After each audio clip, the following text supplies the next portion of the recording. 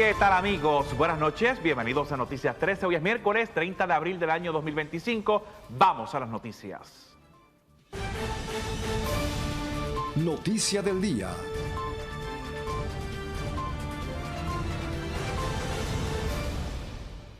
La violencia sexual y de género sigue siendo una de las problemáticas más urgentes en Puerto Rico, y para atender desde la prevención y la educación se llevó a cabo un conversatorio que reunió a expertos, activistas y organizaciones comunitarias.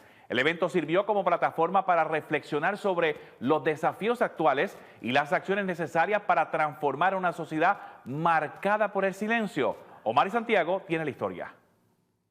Durante el conversatorio, Voces y Acciones, proyectos de prevención de agresión sexual en el contexto puertorriqueño, enfocado en las diversas iniciativas relacionadas a la prevención de la violencia sexual, la organizadora explicó el propósito del evento y destacó la importancia de abordar estos temas en la actualidad. Subrayó que la violencia ha cobrado mayor visibilidad en los últimos tiempos, impulsada por una serie de eventos recientes que han sacudido al país. Estamos celebrando la 22ª Conferencia Nacional sobre Violencia Sexual de Coordinadora Paz para las Mujeres. El lema es proyectos y acciones en contra de la prevención en Puerto Rico.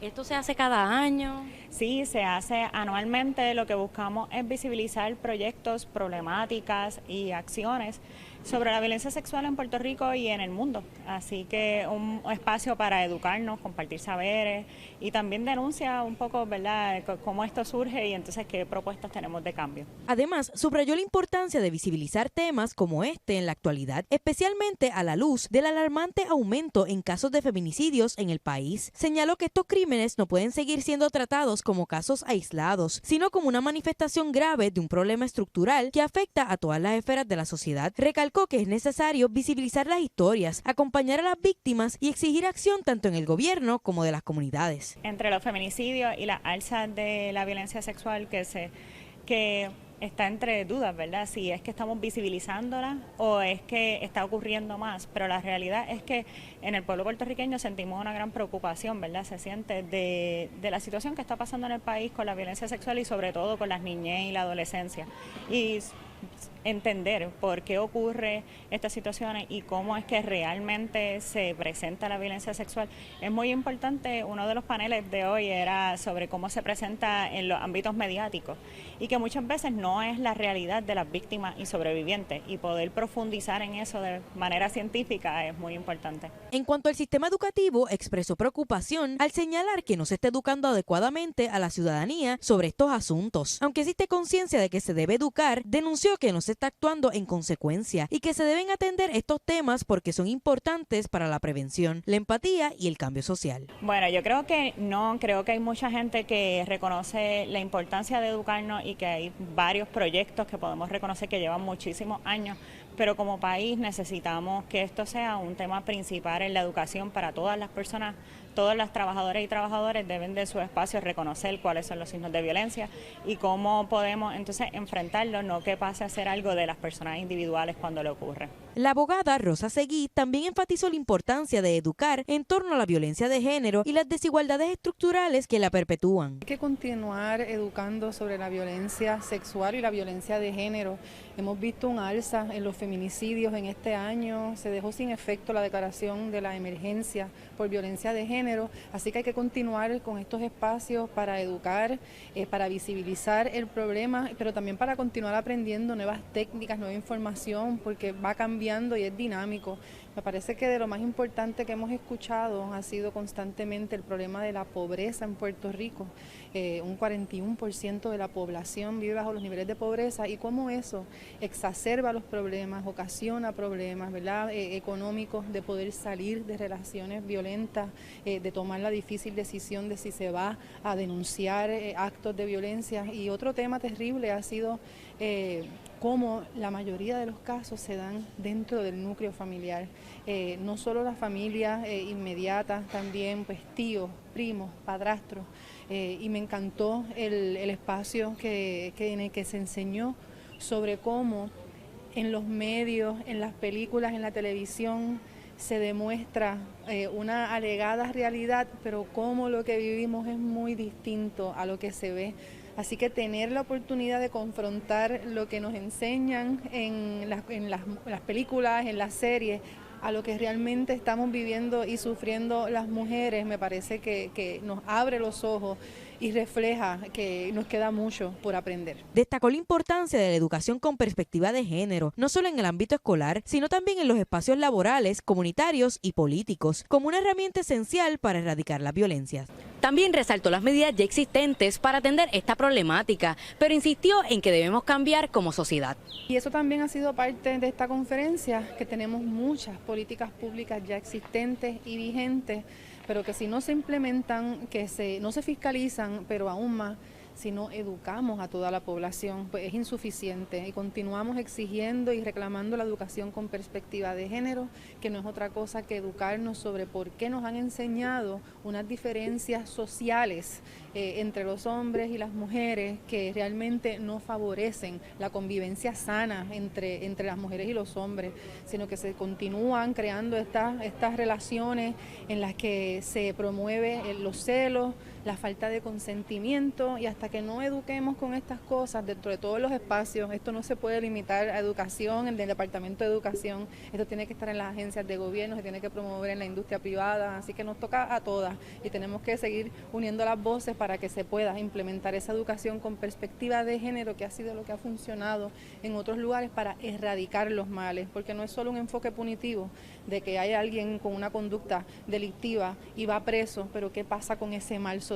Así que tenemos que ver las cosas de una manera amplia e implementar las medidas que han funcionado. Por su parte, uno de los expertos participantes subrayó la urgencia de que los varones también se eduquen sobre esta temática y comprendan su rol en la erradicación de la violencia de género. Enfatizó que el cambio no puede ser solo de las víctimas, sino que los hombres deben asumir responsabilidad activa. Bueno, somos pues la mitad de la población prácticamente. Somos quienes perpetramos o, ¿verdad? Llevamos a cabo muchas de estas violencias y manifestaciones,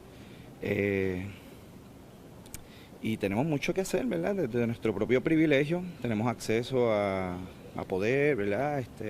Lideramos muchas cosas, así que pues es importante, ¿verdad?, que participemos, que conozcamos, que definamos estos conceptos, que lo desmenucemos, cómo pasa, ¿verdad?, cómo pasa la violencia sexual, qué es eso de hostigar, la violencia, ¿verdad?, en las redes sociales, y todo eso, pues hay que conocerlo, escuchar las voces también de las personas que pasan por estas experiencias, pues para poderlo entender, prevenirlo y repensarnos, porque tiene que ver mucho con eso, ¿verdad? Hay muchas cosas que sabemos desde pequeños, y cómo entonces ahora las podemos mirar de otra manera, pues hay que practicarlas, hay que mirar otras posibilidades. Y a eso iba, hay muchas veces que por la moral nosotros conocemos que eso está mal, pero como quiera lo hacemos por falta de práctica. ¿Cómo las personas pueden educarse en cuanto a ese tema y no solamente un ejemplo, venir aquí y conocer sobre el tema en general? Pues mira, casualmente una de las cosas que voy a estar presentando es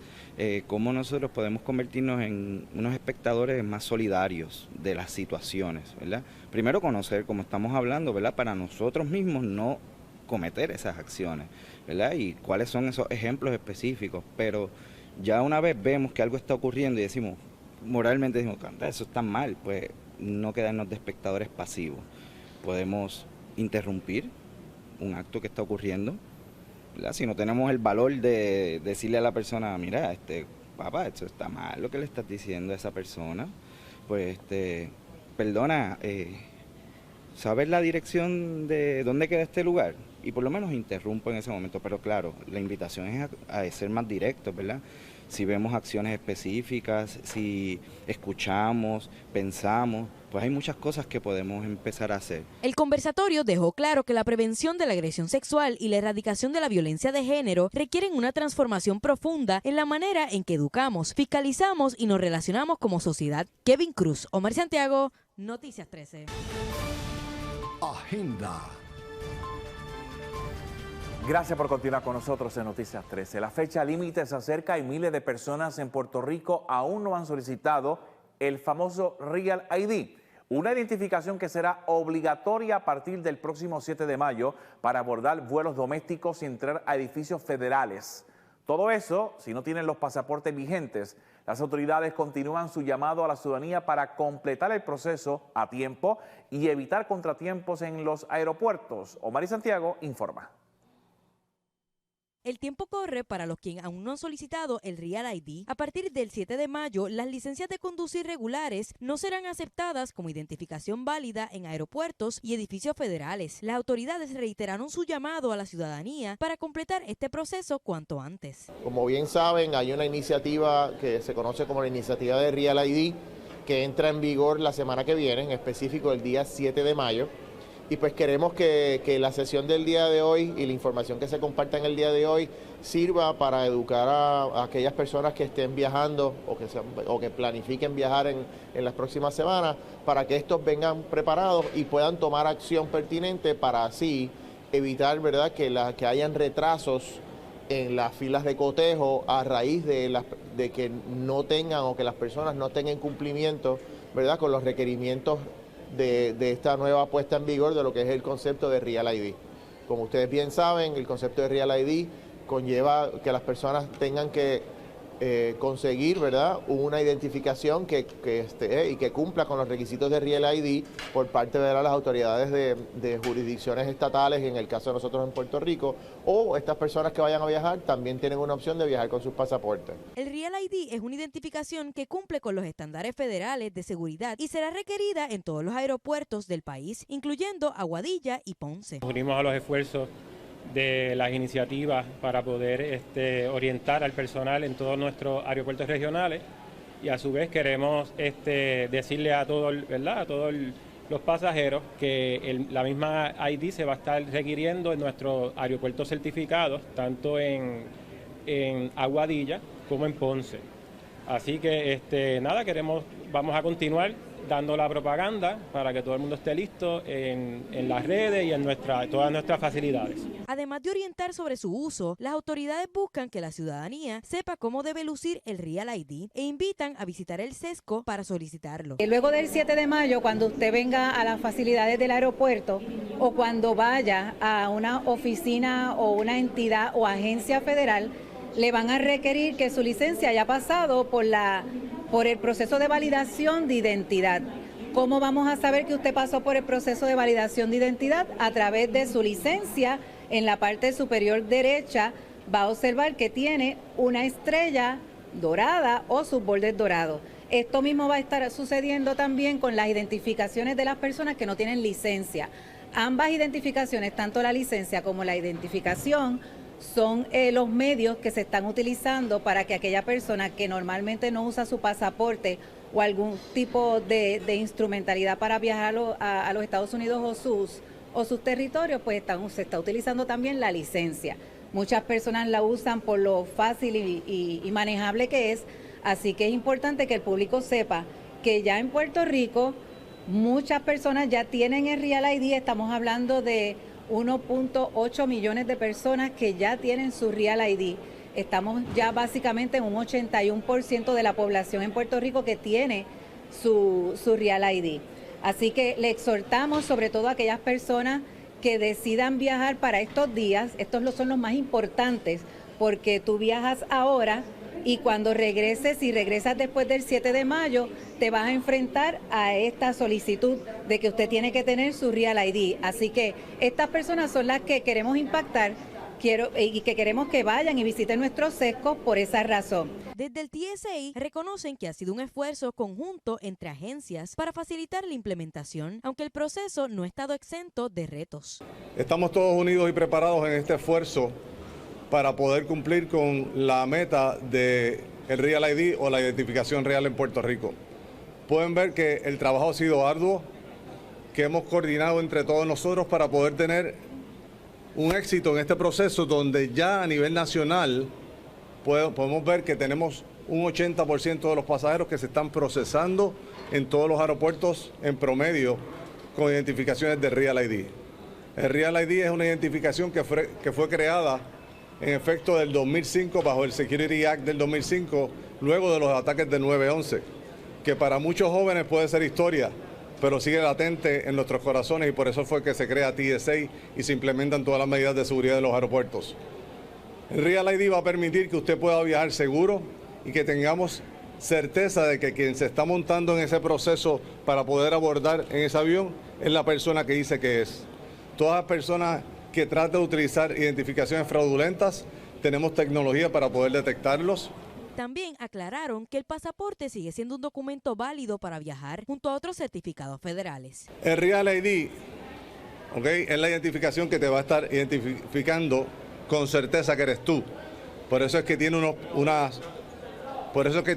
unas medidas de seguridad específicas dentro de esa fórmula nueva, de esa tarjeta nueva, Todas estas medidas de seguridad están implementadas en esa tarjeta nueva, que eso lo hizo el Departamento de Transportación en conjunto con nosotros. El pasaporte va a seguir siendo la identificación ideal para viajar. O sea, usted presenta o un Real ID o presenta un pasaporte, pero también podrían utilizar las identificaciones que pusimos online. Y yo quiero ser bien claro en ese punto de las identificaciones adicionales. Y por eso se las quiero leer una por una para que estemos claros y seamos citados correctamente.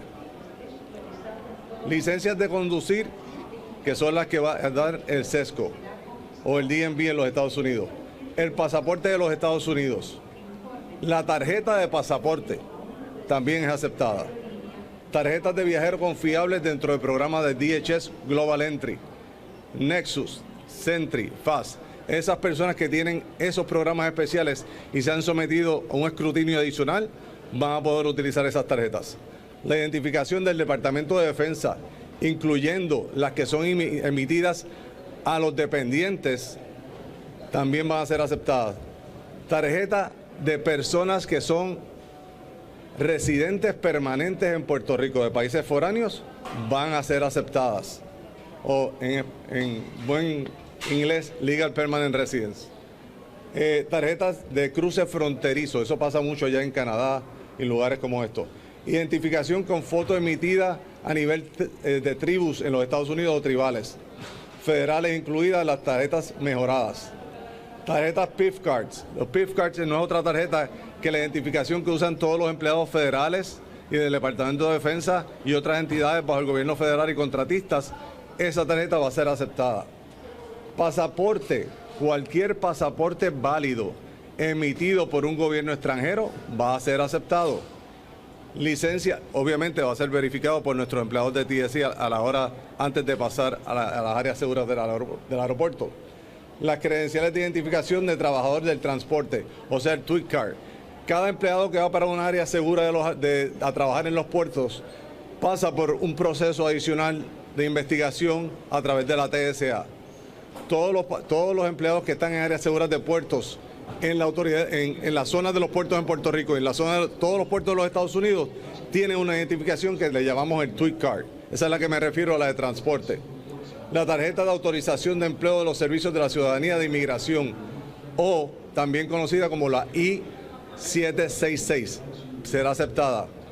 La tarjeta de identificación de marino mercante también será aceptada. Y la tarjeta de identificación de salud de veteranos también será aceptada. O sea que tengo copia para todos, es una lista bastante grande de todas las identificaciones que van a ser aceptadas en el momento del proceso a través del proceso que tenemos en el Travel Document Checker o a la entrada del punto de seguridad de TSA. Pero quienes no tengan el Real ID ni ningún otro documento aceptado enfrentarán un proceso adicional para poder abordar sus vuelos. Todas las personas que lleguen al aeropuerto que no tengan un Real ID podrían presentar demoras en el proceso. Vamos a tener unos procesos adicionales para poder verificar, para poder constatar. Podría tardarse, como podría no viajar. Sería el caso extremo. Entendemos que todos van a poder viajar en este proceso inicial. Aunque la fecha límite se acerca, todavía hay oportunidad para sacar cita en el SESCO. Las autoridades insisten en que cada oficina tiene una capacidad distinta, pero aún es posible completar el proceso. Sí, bueno, ustedes saben que según se fue acercando la fecha, la gente siguió haciendo sus citas, así que para mayo estamos bastante apretados en ese sentido. Junio estamos bastante bien. En junio todavía las personas pueden hacer su cita. Tenemos más de 40,000 citas disponibles para junio. Mayo, pues ya estamos bastante ya cercanos a la capacidad total. ¿Cuál es la capacidad de mayo? ¿Qué capacidad? Mayo, cada SESCO tiene su cantidad de personas que puede atender, pero estamos hablando de que ya estamos casi en un 98% lleno. El Real ID será obligatorio a partir del 7 de mayo. Si no lo ha solicitado, aún está a tiempo. Para más información puede visitar el sesco más cercano. Kevin Cruz, Omar Santiago, Noticias 13.